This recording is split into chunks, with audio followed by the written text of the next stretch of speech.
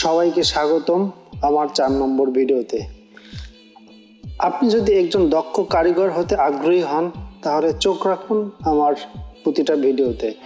Thumbnail দেখে ইতিমধ্যে বুঝে গেছে, তারপরও আবারও বলছি কিভাবে 455 টাকায় 1000 ওয়াটের একটি ব্রাশলেস ডিসি মোটর রিওয়েন্ডিং করে 1000 টাকা লাভ করবে, এসবই দেখাবো আজকের এই ভিডিওতে।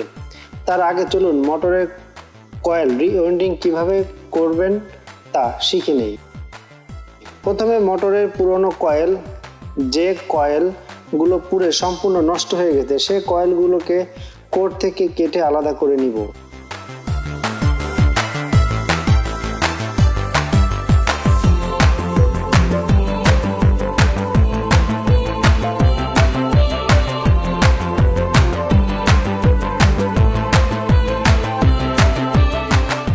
আলাদা করার আগে সেমিকন্ডাক্টর সেন্সরটিকে খুলে নিব যাতে মোটরের কোরগুলো নষ্ট না হয়।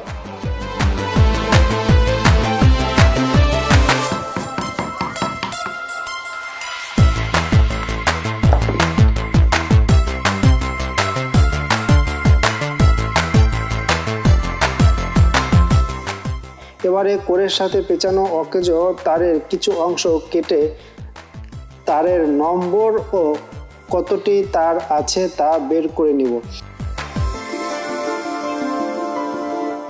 আমি তারের ব্যাস মেপে দেখলাম 25 নম্বর তার এবং 61 তার আছে 9টি।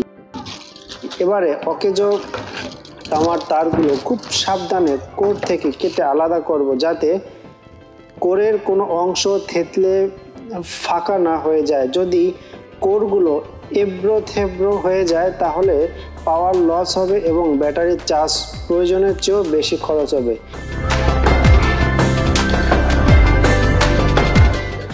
আমি পুরনো তামাগুলোকে সুন্দরভাবে কোর থেকে আলাদা করে নিয়েছি। এবারে ভার্নিয়ার ক্যালিপার বা স্ল্যাট ক্যালিপারের বস্তুর আউটসাইড মাপার অংশ দিয়ে কোরের থিকনেস খুবই সূক্ষ্মভাবে মেপে নিব।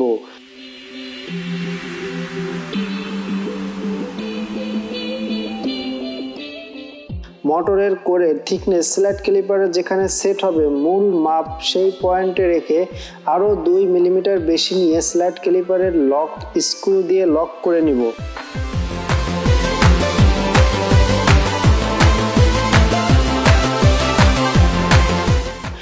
মিলিমিটার বেশি নেব যাতে করে ইনসুলেশন পেপার সেট করার পর সাইডে একটু বেশি বড় থাকে, কারণ সমান সমান ইনসুলেশন পেপার সেট করলে কোরের সাথে তার পেঁচানোর সময় শর্ট সার্কিট হওয়ার সম্ভাবনা বেশি থাকে।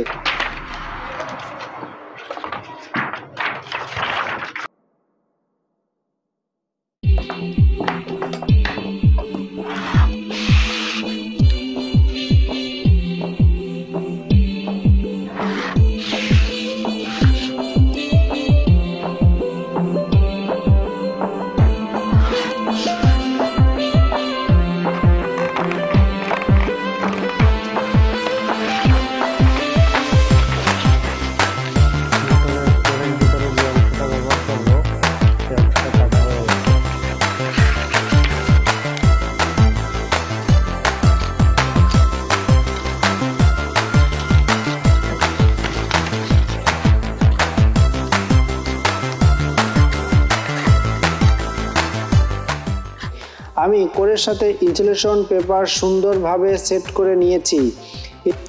ইনসুলেশন পেপার কতটুকু পরিমাণ বাড়তি আছে তা এবার ভালোভাবে বোঝাতে পেরেছি।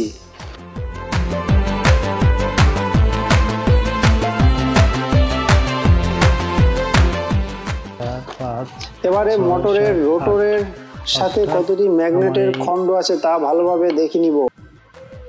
রোটারের যে কোর, এই কোরের সাথে মোট 8টি ম্যাগনেট আছে। আমি ভালোভাবে দেখলাম এই রোটরের সাথে 8টি ম্যাগনেটের খণ্ড আছে। এবারে এই ভিডিওতে আরও একটি তথ্য জানিয়ে রাখি, যত বিএলডিসি মোটর আছে এই মোটরের কয়েলের প্যাচের দিক নির্ণয় হবে রোটারে থাকা ম্যাগনেটের পরিমাণের উপর নির্ণয় করে। আজকে শুধু 8 ম্যাগনেটের প্যাচ সম্পর্কে বলবো। আমি পুরনো পোড়া কয়েল এ তামার তার একসঙ্গে পেয়েছিলাম 9টি, কিন্তু আমি 2টি লেয়ারের মধ্যে ফাঁকা নির্ণয় করার পর তার নিয়েছি মোট 12টি, কারণ মোটরের লোড শক্তি আরও বৃদ্ধি পাবে।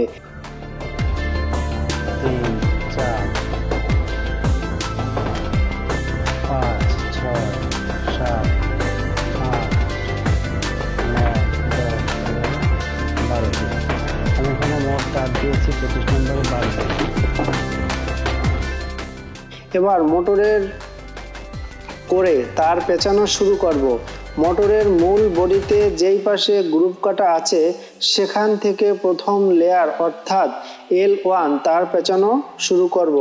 আগেই বলেছিলাম রোটরের ম্যাগনেটের পরিমাণের উপর করে তার পেঁচানো নির্ণয় হয়। এই রোটরে যেহেতু 8টি ম্যাগনেট আছে, তাই এই করে প্যাচগুলো সব ঘড়ির কাঁটার দিকে হবে এবং প্রতিটা লেয়ারে 11টি করে প্যাচ হবে।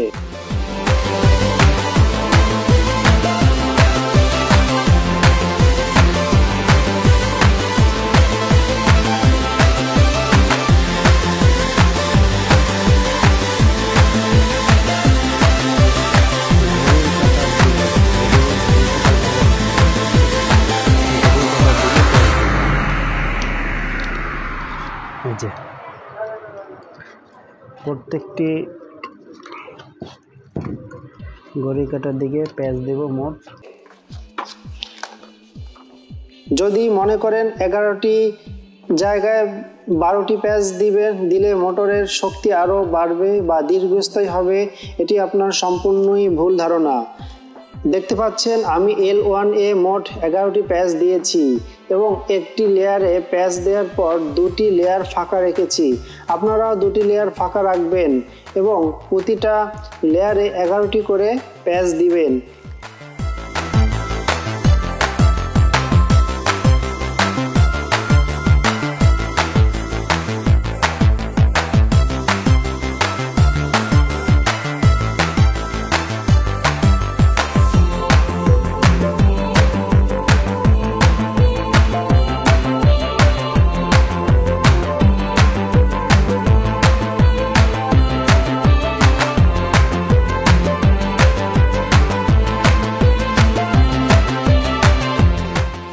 এই নিয়মটি শুধুমাত্র 8 ম্যাগনেটের ক্ষেত্রে প্রযোজ্য। একই নিয়মে L2 এবং L3 লেয়ারের তার পেঁচিয়ে নিব।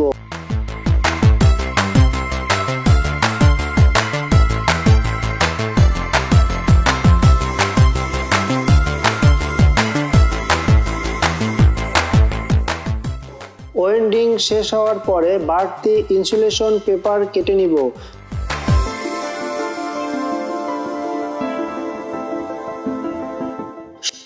সুন্দরভাবে কোরের খাঁজের মধ্যে ইনসুলেশন পেপারের বাড়তি অংশ আটকিয়ে দিব খুব সাবধানে, কারণ তারের ইনসুলেশন যাতে নষ্ট না হয়।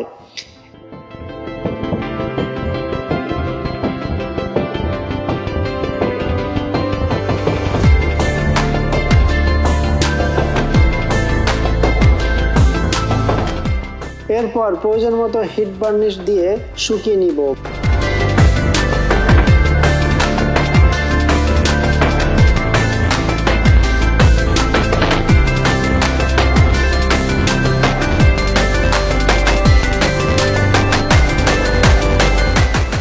বার্নিশ ভালোভাবে শুকানো শেষ হয়ে গেলে এমারি ক্লথ অর্থাৎ সিরিজ কাগজ দিয়ে তারের উপরে ইনসুলেশন রিমুভ করে নিব।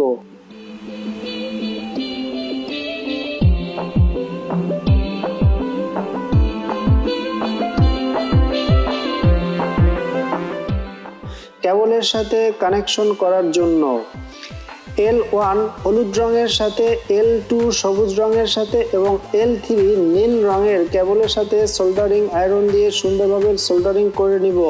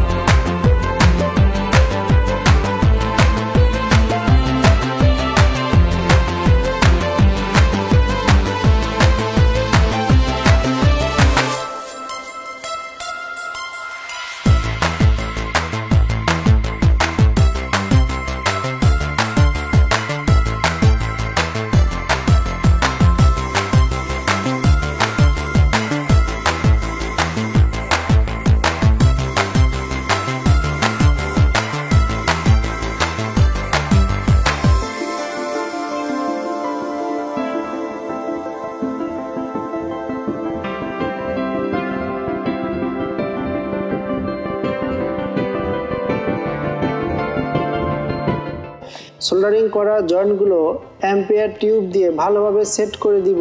এরপর কেবলটাই দিয়ে সুন্দরভাবে শক্ত করে কয়েলের সাথে আটকিয়ে দিব।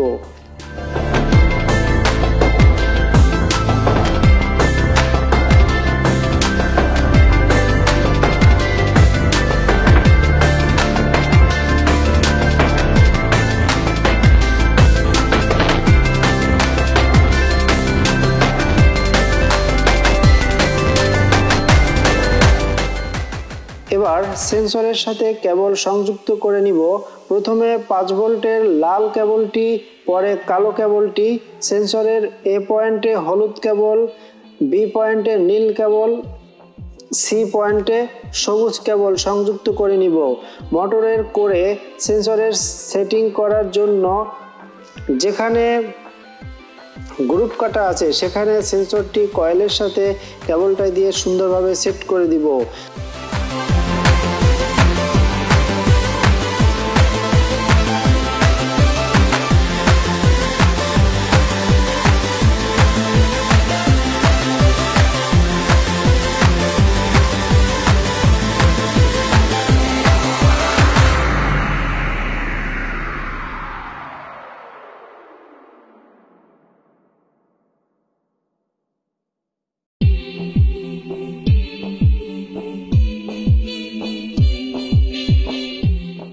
আমি মোটরটি সেট করে নিয়েছি, কারণ ভিডিওটি ইতিমধ্যে অনেক বড় হয়েছে, তাই আর মোটর সেটিংটা দেখালাম না। এবারে খরচের বিবরণটা আপনাদের সম্মুখে উপস্থাপন করব। আমি L1, L2 এবং L3 তার একত্রে মাপ মতো কেটে নিয়েছি, যা ওজন হয়েছে 280 গ্রাম। 280 গ্রাম তারের মূল্য 434 টাকা। 7 নম্বর জাপানি ইনসুলেশন পেপার নিয়েছি, যার মূল্য 30 টাকা। সেমিকন্ডাক্টর সেন্সর নিয়েছি একটি, যার মূল্য 40 টাকা। একটি হিট বার্নিশের বোতল নিয়েছি, যার মূল্য 50 টাকা। কিছু পরিমাণে সোল্ডারিং লিড এবং কিছু পরিমাণে কেবলটাই নিয়েছি, যার মূল্য 30 টাকা। সর্বমোট আমার 584 টাকা খরচ হয়েছে। পুরনো কয়েল পেয়েছি আমি 210 গ্রাম, যা বিক্রি করে আমি পেয়েছি 129 টাকা।